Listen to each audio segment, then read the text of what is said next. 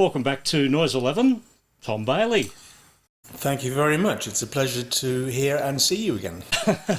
Well, the last time was the Culture Club tour of November, December 2017. You were opening for Culture Club at that point, and I went along to the show at Rod Laver Arena. I remember it was just, I think, 7 hits in a row. It was Lies, followed by You Take Me Up, King for a Day, Love on Your Side, Lay Your Hands on Me, Doctor Doctor, and Hold Me Now. And I walked away exhausted. It was like, wow, this guy's had a lot of songs I knew. Well, it is exhausting, but I tell you what, we're really lucky to have that number of hits because, sometimes in certain situations where the audience isn't totally for you, they come for another, headlining act or something. And also at festivals, it's important that they recognise the work. You can't walk on a stage and say, right, we're going to play, 7 songs that I wrote last week that you've never heard of before. Unless they're really keen fans of your particular band. So it's good that we have those hits. And in fact, the nostalgia has come to play a very important part in all of our lives, in recognising that the 80s was a bit of a special time as well. Like there was a golden age of pop music making then. So I really enjoy the fact that those hits are there. And there are even a couple more as well that we don't do. Exactly. Well, there is a new album or a recent album in science fiction. Where will that sit in the performances moving forward? That depends on how much time we have, because in these Australian shows that we're doing in October, the idea is to perform in its entirety the Into the Gap album, which was our big 80s album. And we're doing that for the first time. I've never done that before. It's a little bit of a kind of wake up for me because I never expected to do this. Who'd have thought when you're just having fun making records in 1983 or something that all this time later someone will want you to perform the whole thing. So that's by contrast to what we were talking about earlier about just playing the hits. So in other words, there are tracks on that album that have never been performed live before. That we're having one warm-up concert in the UK, and then we'll be performing that album for the first time ever in Australia. Wow! So what were the songs from Into the Gap that you've never played live? The 4 that I've kind of dragged out of distant memory are, I don't know if I can even reel them off at the moment, but Who Can Stop the Rain? Storm on the Sea? Storm on the Sea, yes. Day After Day, and one other. But anyway... No Peace for the Wicked? No Peace for the Wicked. You got it all. And actually, my band hasn't rehearsed them yet. We're starting to do that next week.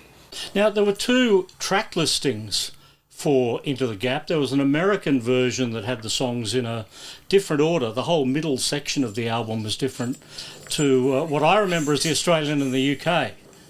Well, you've got me there because I can't remember. I mean, these things do happen, I know that, and sometimes different versions get put out in different countries and what have you.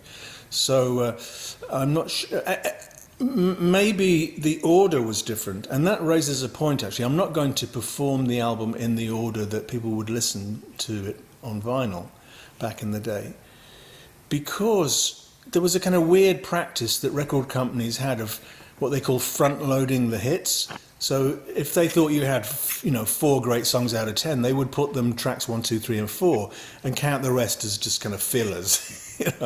As a result of, and they may have been right and they may have been wrong, but as a result of that, the mainstream audience knows those first 4 songs better than the rest. So you've got to save some of those for the end. For a good finish to a concert, you want to have a big sing-along at the end kind of thing, which we do. And so I won't be doing it. I won't be performing in the order that people would have listened to it on the album. Yeah, well, it would be a bad idea to do the encore at the start of the show, wouldn't it? Yes, and I've seen people do that, and it doesn't necessarily go down well, because it's a great start. You start with a few hits, and then it kind of goes into, I don't remember this one. Well, on the Australian version of the album, Hold Me Now comes in at track 7. On the American version of the album, it was at track 3. You got me there. I can't remember those details at all, but the important thing is it's on the album and it will be in the concert. The advertising for the show should say Tom Bailey performing Into the Gap on shuffle. That's right. I mean, these are all concepts that belong to the world we live in now, but simply weren't available then. Yeah. I guess a jukebox was the closest thing we had then, a jukebox in a bar or something. Yeah. Tell me about the recording of this album, because it was done in the Bahamas. It was done at Compass Studios, which is an iconic studio. Talking Heads recorded in there, David Bowie recorded in there, and of course, all the Sly and Robbie stuff.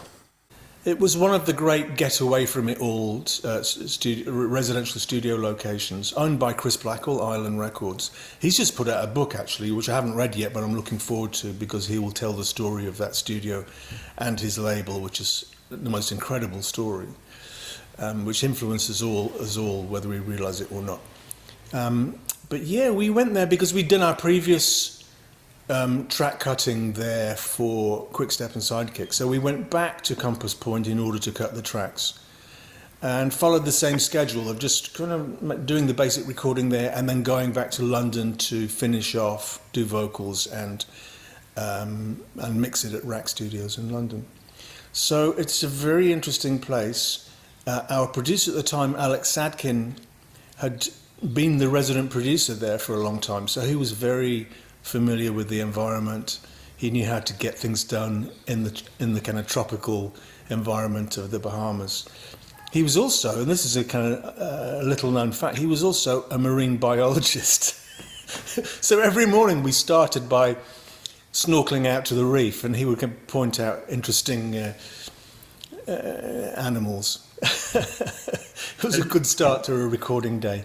That's a very good way to make an album. There was one track on there which I thought was the most Compass-sounding studio track of the Into the Gap album. That was Day After Day. And it also had a very much a Talking Heads feel to it, I thought. A little bit. I mean, in those days, and still now, I was an enormous fan of the Talking Heads, especially the early records, and subsequently the Tom Tom Club, who also lived at Compass Point. So I even borrowed some of their instruments to make some of those recordings. Yeah, I think you're right. Throughout my recording career, there are things which I go, ooh, you know what? I must have been really loving the Talking Heads at that day. It kind of sound. And interestingly, in America, in some quarters, we're seen not so much as a kind of cartoonish pop group that we are in the UK, but in America, in some places, see as the kind of UK equivalent of the Talking Heads somehow, like an art rock band rather than. But of course, MTV confused all of that for everybody because we all became video bands in a way, Yeah. It's interesting that you have that Talking Heads love and connection because you've only recently been performing Talking Heads Psycho Killer, haven't you? Yes, well, that's a long story, but actually Tom Dolby once called me and said, I got this plan, and I have to say, just spoiler alert, the plan fell through for various reasons, but he said, I got this plan to put a band together with Chris and Tina from the Talking Heads, Tom Dolby and Tom Bailey from the Thompson Twins. And because they're the Tom Tom Club and there's Tom Dolby and Tom Bailey, we could call ourselves the Tom Tom Tom Tom Club. I actually like that idea. And he said, just one thing. Would you be prepared to sing Psycho Killer? And my immediate response was, I've always wanted to, so why not? And then for various reasons that didn't happen. Great pity. It would have been great fun. But the idea kind of was still taking up residence in my mind that would be a good thing to sing. And sometimes you want to get away from your own work. I mean, it's only recently that I've started doing the odd cover again. Back in the day, we did one or two sometimes. But it's good. It's good to refer. And Whether we'll have time for that in the Australian shores, I'm not sure, because playing a whole album plus hits from the other albums is going to take a long time. And actually, ever since having COVID, my voice doesn't seem to last as long as it used to on stage. And so I have to be very careful about overusing it. Now, the Thompson Twins were a trio in your day. Let's catch up on what the others are doing. Now, Joe Leeway, I understand, went into hypnotherapy. He's no longer involved in music? No, that's right. Well, neither of Joe or Alana were really musicians first. They were kind of band members first, and they were interested in how music back in the 80s was a force for social and stylistic change. And they were fascinated by that. In other words, they were in a band because they thought it could do something rather than they were being musicians. And that came kind of second for them, I think, in a way. So when they quit, I think their attention was taken elsewhere. Whereas all I can do is music, basically, so I have to carry on. And in that successful three-piece version of the Thompson Twins, we had a very strict kind of division of labour where Alana did the kind of visual stylizing of the band and wrote lyrics. Joe was in charge of the live show presentation because he had a theatre background, and I was totally in charge of the music. So we didn't really step on each other's territory in that regard, and it worked well. For as long as we were coming up with good ideas, we kind of trusted each other to do that.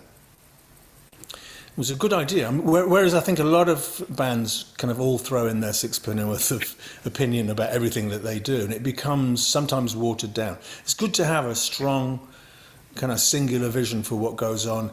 And the other thing about three people, of course, is you can't have a split decision. It's always 2 against 1 or 3 against 0 or whatever, So things get decided and things get done in that dynamic. Now, Joe, as you say, went on to get into hypnotherapy, and he lives in California, where that's a big business. The kind of personal transformation business is very popular. Alana is living currently in London and working as ever as a kind of conceptual artist. And I think she has plans to move back to New Zealand at some stage. As do we all. I was surprised to discover that she wrote Debbie Harry's "I Want That Man." She wrote the words, and I wrote the music, and that was great fun. We wrote several tracks actually for Deborah on that album, largely through our management in New York, who was involved in both bands at the time. Deborah was an absolute pleasure to work with. She was great fun. Alana and Deborah became kind of lifelong friends. In fact, I noticed that when Deborah put out her autobiography on audiobook, she got Alana to read it. So if you want to hear more of Alana's voice, a rare sighting or a rare hearing of Alana's voice, it's on that book. We touched briefly on the science fiction album. Have you had the chance to perform much from that record since you've released it in 2018? Yes, I think, because of the intervention of the COVID pandemic, not a lot recently. I've just been doing festivals, short set festivals at the moment, where I'm just playing hits, as I explained earlier. But before that, when we were touring with Culture Club in America, we were rotating, I think, 4 tracks from the science fiction album. Again, we'll probably sneak in a couple of those on the Australian tour, but which ones, I'm not sure. It gave you an opportunity to speak about what is happening in the world, didn't it? You addressed the passing of David Bowie. You talked about the future of the world with an Elon Musk out front. Yes. It's I think everyone has this realization that the world has gone mad, and it's crazier than it ever was, and it's kind of reeling out of control a little bit, and we have to pull it in. It's not necessarily going to be all doom and gloom, that process, but it will be if we don't get it together. So that's my message, along with everyone else that talks sense, I think, is that we have to pull it back. This crazy excess, consuming as if there's no price to pay, is a bad thing. And of course, there are certain things we can't wriggle out of, especially in our work, for example. You know, I wish I could cycle to Australia, but it would take too long. Tom, it's been great to talk to you, and we look forward to the Into the Gap tour in Australia in October. I can't wait to see you all, and really looking forward to it.